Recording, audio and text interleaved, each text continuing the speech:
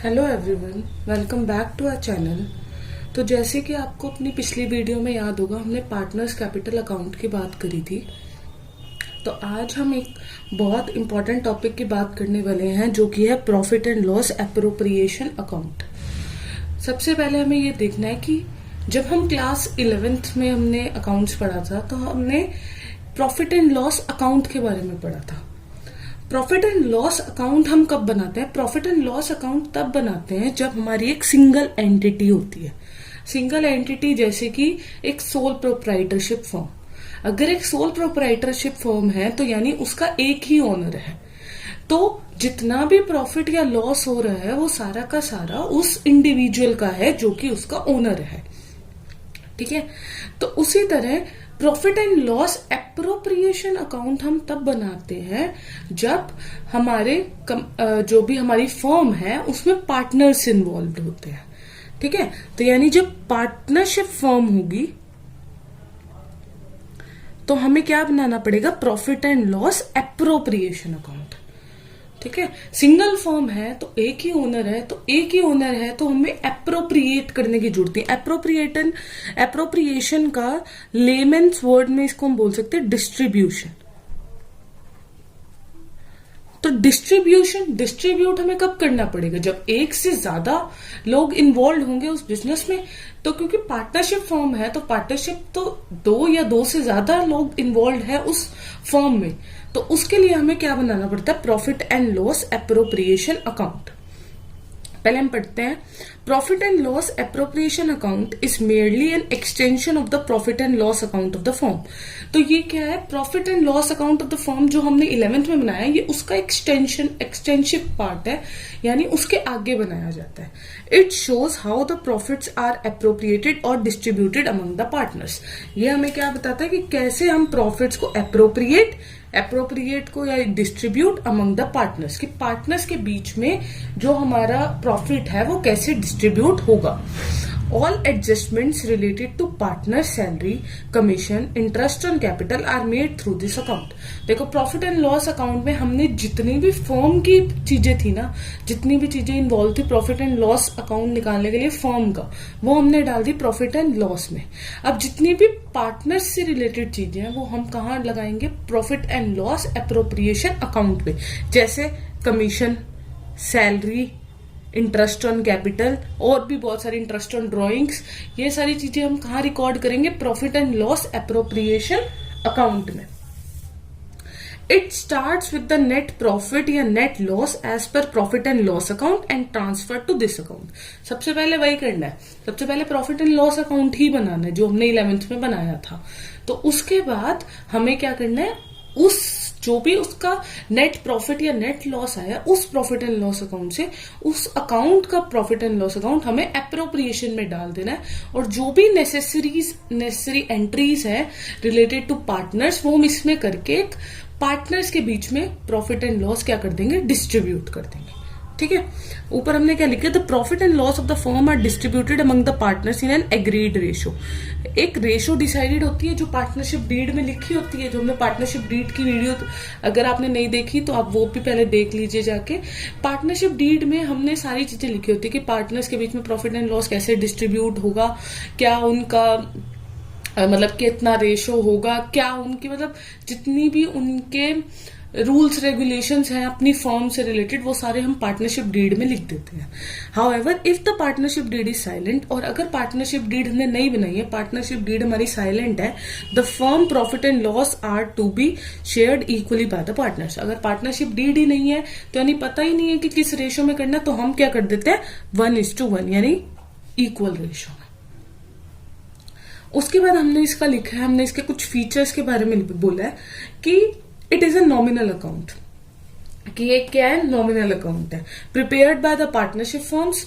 Nominal का मतलब क्या होता है? नॉमिनल का मतलब होता है debit all expenses and credit all income, कि जितने भी हमारे एक्सपेंसेस होंगे वो डेबिट हो जाएंगे और जितने भी हमारी इनकम होगी वो क्रेडिट हो जाएगी। Prepared by the partnership firms. Partnership firm के जो भी होते हैं, जो जितने भी पार्टनरशिप फॉर्म्स होती हैं वो प्रिपेयर करती हैं हमारा profit and loss appropriation account. Entries related to partners हम इसमें रिकॉर्ड करते हैं। ठीक है, तो profit and loss appropriation account आपको समझ आ गया। Profit and loss appropriation account और कुछ नहीं, एक्सटेंशन है प्रॉफिट एंड लॉस अकाउंट का, और इसमें हम सारी एंट्रीज रिलेटेड टू पार्टनर्स को हम रिकॉर्ड करते हैं। जितनी भी हम पार्टनर से रिलेटेड हमारी एंट्रीज होंगी, जैसे interest on capital, interest on drawings, commission, salary, वो सारा हम इसमें रिकॉर्ड करेंगे ताकि हम पार्टनर्स के प्रॉफिट एंड लॉस के ऊपर अचीव कर सके कि एक पार्टनर को कितना प्रॉफिट या कितना लॉस हो रहा है उस फर्म में। ठीक है, अब हम बात करेंगे कि इसका हम परफॉर्मा कैसे बनाते हैं, यानी profit and loss appropriation account कैसे बनाया जाता है। Profit and loss appropriation account, सबसे पहले ऊपर लिखना है profit and loss appropriation account, debit, credit, particulars amount. Debit में हम सारे एक्सपेंसेस को रिकॉर्ड करेंगे और क्रेडिट में हम सारी इनकम को रिकॉर्ड करेंगे, क्योंकि ये क्या है, नॉमिनल अकाउंट है हमारा। ठीक है, यहां से शुरू होते हैं बाय। सबसे पहले अगर हमारा प्रॉफिट एंड लॉस अकाउंट से हमें प्रॉफिट हुआ है तो वो हमारी इनकम है, तो वो हम कहां रिकॉर्ड करेंगे, क्रेडिट साइड। और similarly to profit and loss account, अगर हमें लॉस हुआ है तो वो हम कहां रिकॉर्ड करेंगे, डेबिट साइड, क्योंकि वो हमारा एक्सपेंस है। इतना समझ में आ गया। अगर सबसे पहले हमने क्या करना है, प्रॉफिट और लॉस अकाउंट जो हमने इससे पहले बनाया था, अगर उसमें से हमें प्रॉफिट हो रहा है तो हमारी इनकम है, तो हम क्रेडिट साइड रिकॉर्ड करेंगे, और अगर वो एक्सपेंस है यानी लॉसेस हुए तो वो हमारा एक्सपेंस है, तो उसको हम कहां रिकॉर्ड करेंगे, डेबिट साइड। ठीक है, उसके बाद टू इंटरेस्ट ऑन कैपिटल, ये हम फर्म के पॉइंट ऑफ व्यू से बनाते हैं profit and loss appropriation account. Interest on capital हमने एक्सपेंस साइड पे रिकॉर्ड क्यों करा, इंटरेस्ट ऑन कैपिटल हमने एक्सपेंस साइड पे रिकॉर्ड इसलिए करा कि एज अ फर्म के हिसाब से अगर मुझे कैपिटल पे इंटरेस्ट देना पड़ रहा है तो वो मेरे लिए क्या है, मेरे लिए खर्चा है। ठीक है, तो इसलिए वो किस साइड आएगा, डेबिट साइड आएगा। यानी अगर पार्टनर को मुझे इंटरेस्ट देना पड़ रहा है उसके कैपिटल पे, तो फर्म के लिए तो वो नुकसान है, तो इसलिए कहां आएगा, डेबिट साइड। और इसी तरह बाय इंटरेस्ट ऑन ड्राइंग्स, ये मेरी क्या हो जाएगी, ये मेरी इनकम हो जाएगी।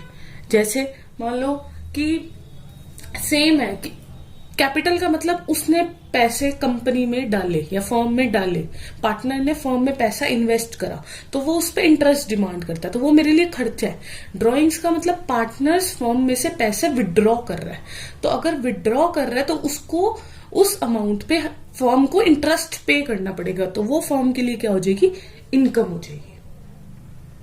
ठीक है, टू सैलरी, अगर हमें पार्टनर्स को कोई सैलरी देनी पड़ रही है तो वो भी फर्म के लिए क्या है, फर्म के लिए खर्चा है, तो इसलिए डेबिट साइड। टू कमीशन, अगर पार्टनर को कोई कमीशन देनी पड़ रही है तो वो भी हमारे लिए क्या है, एक खर्चा है, तो कमीशन भी क्या हो जाएगी, डेबिट साइड में रिकॉर्ड। उसके बाद जो भी अगर हमारा प्रॉफिट आ रहा है, अगर हमारा इस साइड बैलेंस बच रहा है तो ये आ जाएगा to profit transferred to partners capital account. Let say a और बी पार्टनर है, तो जितना भी प्रॉफिट बचा, लेट से 1000 रुपीज बचे और पार्टनरशिप डीड साइलेंस है, तो 500 दोनों के अकाउंट में चला जाएगा, ये उनका क्या हो जाएगा, प्रॉफिट हो जाएगा। क्योंकि अगर इनकम है, इनकम ज्यादा है, एक्सपेंसेस कम है, तो ऑब्वियसली क्या होगा, प्रॉफिट। और अगर लॉस है तो यहां हम लिख देंगे by loss transferred to partners capital account. A या B, A is capital, B is capital. यही सेम ले लेते हैं कि अगर 1000 ही लॉस हुआ है तो 500 दोनों के लॉस में ट्रांसफर हो जाएगा। ठीक है, लॉस कैसे आया? एक्सपेंस ज्यादा हो गए, इनकम कम होगी तो ऑब्वियसली क्या है? लॉस है। ठीक है, तो ये एक छोटा सा क्या है? परफॉर्म है। तो आई होप आपको आज का टॉपिक पसंद आया होगा, जिसमें हमने profit and loss appropriation account के बारे में पढ़ा कि profit and loss appropriation account होता क्या है और इसको हम बनाते कैसे हैं। Thank you.